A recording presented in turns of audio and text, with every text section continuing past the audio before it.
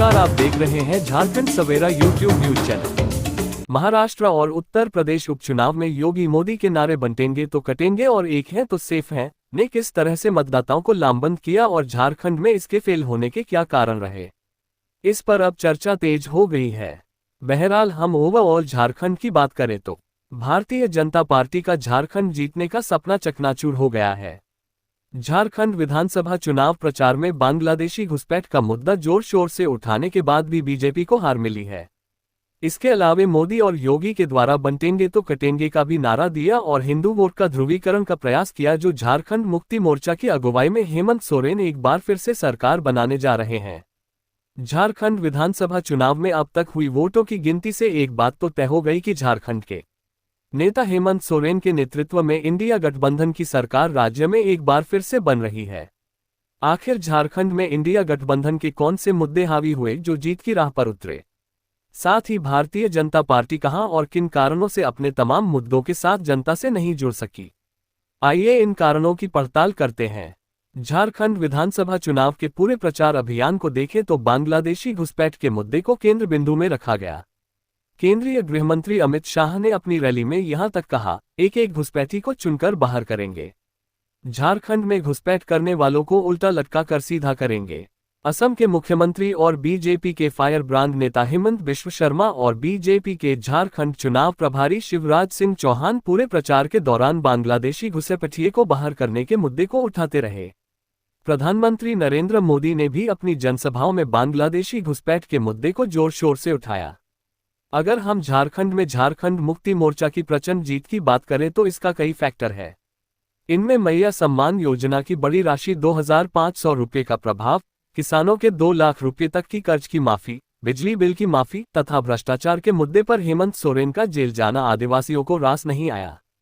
वहीं कल्पना सोरेन का बलिदानी चेहरा, जनसभाओं में उनके आंसू का निकालना।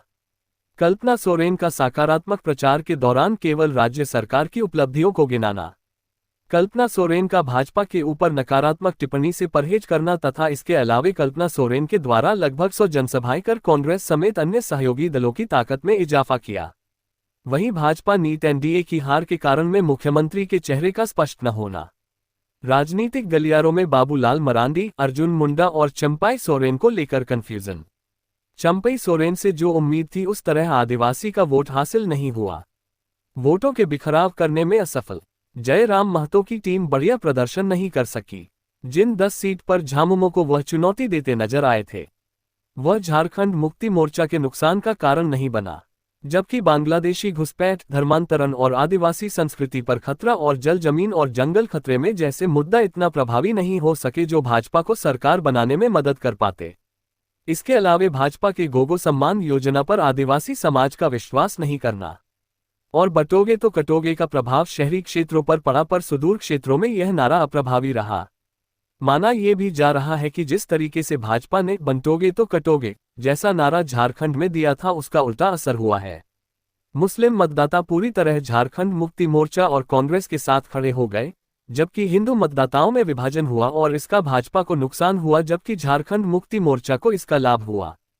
तथा स्थानीयता की नीति को लेकर भाजपा को दी पटखनी, जबकि झारखंड में जनता ने स्थानीय नेतृत्व पर भरोसा जताया।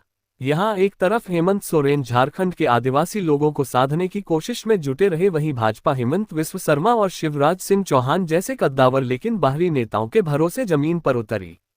स्थानीयता की नीति पर भाजपा के रुख से लोगों में नाराजगी रही। पूर्व में रघुवर दास सरकार के दौरान जिस तरह से स्थानीयता की नीति में बदलाव किया गया था, उससे वहां के आम वोटरों खासकर आदिवासी समाज ने सही नहीं माना था। यही कारण था कि पहले 2019 के विधानसभा चुनावों में और अब 2024 के विधानसभा चुनावों में भी वोटरों ने झामुमो और हेमंत सोरेन पर विश्वास जताया। हेमंत और कल्पना सोरेन के दमदार नेतृत्व से झारखंड में इंडिया गठबंधन ने लगातार दूसरी बार शानदार जीत हासिल की है। जीत के बाद कल्पना सोरेन ने कहा कि पे देखा है, झारखंड में लागू किया, बिजली बिल माफ की, किसानों का बिल माफ किया। क्या लग रहा है ये जो आप लोगों की योजनाएं हैं, ये क्या कामगार साबित हुई? क्या कल्पना अब वो वास्तव में परिवर्तित हो चुकी है? देखिए, मैं ये कहना चाहती हूँ, झारखंड की हमारे बड़े बुजुर्ग, जिस तरीके से मैंने आपको पहले भी बताया, हमारे बड़े बुजुर्ग हो गए, हमारी मैया हो गई, हमारे दादा भाई दादा हो गए, हमारे युवा साथी हो गए, आज कहीं न कहीं इन्होंने विश्वास जताया हेमंत सोरेन जी के ऊपर। तो ये सरकार अबुआ सरकार है, ये सरकार झारखंड के लोगों की सरकार है। तो मैं बस ये समझती हूँ कि उन्होंने अटूट विश्वास हेमंत जी के ऊपर में जताया। जो आंकड़े आज दिखे गए हैं, जो सीट आप लोगों को मिला, क्या उम्मीद था कि इतने बहुमत से आप लोग अब सरकार? तो मैं तो मेरे पास सवाल आता तो मैं यही बोलती थी ना, बहुमत से बहुत ज्यादा। तो आशीर्वाद मिला है और हेमंत जी बेटा बन करके, भाई बन के जिस तरीके से सेवा कर रहे थे पहले झारखंड की, अब आने वाले वक्त में उससे और कहीं ज्यादा मेहनत करेंगे। जिस तरह से स्वीप किया, एक सीट छोड़ के, क्या कहना चाहेंगे? कोल्हान की वो लोग बात कर रहे थे, और जिस तरह से और भी जो सीट है, जहां तक लग रहा था कि जेएमएम थोड़ा पीछे, उसमें भी आगे आके निकली है, क्या कहना चाहेंगे? मैं बस ये कहना चाहूंगी कि प्रतिस्पर्धा है और प्रतिस्पर्धा में आशीर्वाद, प्यार, दुआ हमारी झारखंड की आवाम ने किया है, झारखंड की जनता ने किया है, और ये जनता जनार्दन है।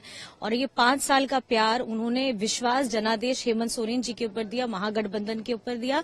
मैं आपके चैनल के माध्यम से सभी मतदाताओं को और झारखंड की तमाम जनता को ये कहना चाहूंगी कि आपका बेटा हेमंत सोरेन, आपका भाई हेमंत सोरेन अब आपके लिए हमेशा तत्पर रहेगा। और जितनी भी उन्होंने जिम्मेदारी बोलिए, और जिन्होंने हमेशा झारखंड को अपनी मां स्वरूप माना है, झारखंड को अपना पिता तुल्य माना है, झारखंड को अपना भाई तुल्य माना है, मैं ये समझती हूँ कि अब झारखंड की जनता पूरा तरीके से उन्होंने जो प्यार दिया है, हेमंत सोरेन जी आपके इरादों पे, आपकी आकांक्षाओं पे खरे उतरेंगे। भी बड़ी जिम्मेदारी आ गई है।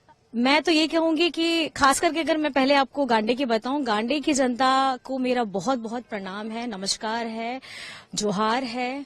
और आप लोगों ने जो प्यार दिया है, मैं इसे कभी नहीं भूल पाऊंगी, क्योंकि पहले उपचुनाव में आप लोगों ने मुझे आपकी सेवा करने का मौका दिया, और इस बार 5 साल के लिए आपने सेवा करने का मौका देने जा रहे हैं। तो मैं तहे दिल से आपकी आकांक्षाओं पर, आपके इरादों पर पूरे खरे उतरूंगी। देखिए, ये तो बात की बात है, ये तो बात की बात है। पहले अभी हम चाहेंगे कि पहले ये झारखंड की अबुआ सरकार बने। बहुत बहुत धन्यवाद। चुनाव आयोग की वेबसाइट के ताजा नतीजों के मुताबिक जेएमएम 19 सीटें जीत चुकी है और 15 पर बढ़त बनाए हुए है।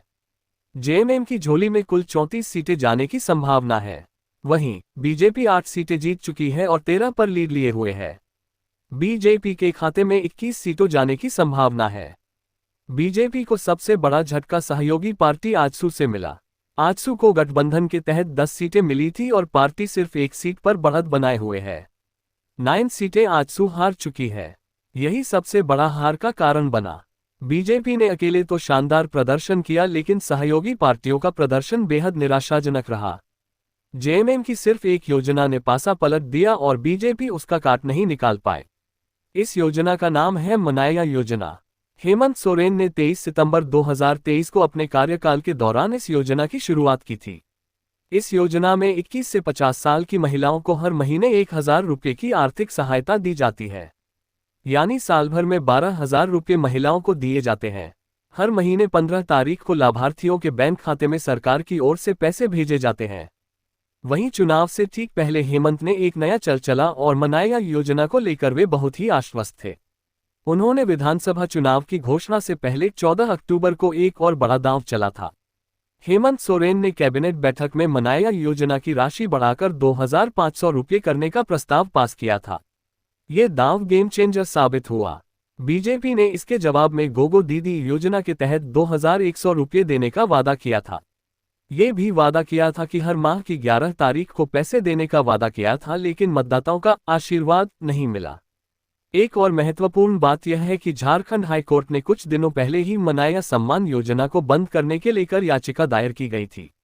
हालांकि कोर्ट ने उन याचिकाओं को खारिज कर दिया था। झारखंड चुनाव परिणाम के दौरान एक और हैरान करने वाला तथ्य सामने आया है। चुनाव आयोग के आंकड़ों के मुताबिक राज्य की 81 विधानसभा सीटों में 68 सीटों पर महिलाओं ने पुरुषों से अधिक मतदान किया है। माना जाता है कि महिलाओं का झुकाव झारखंड मुक्ति मोर्चा की ओर बढ़ा।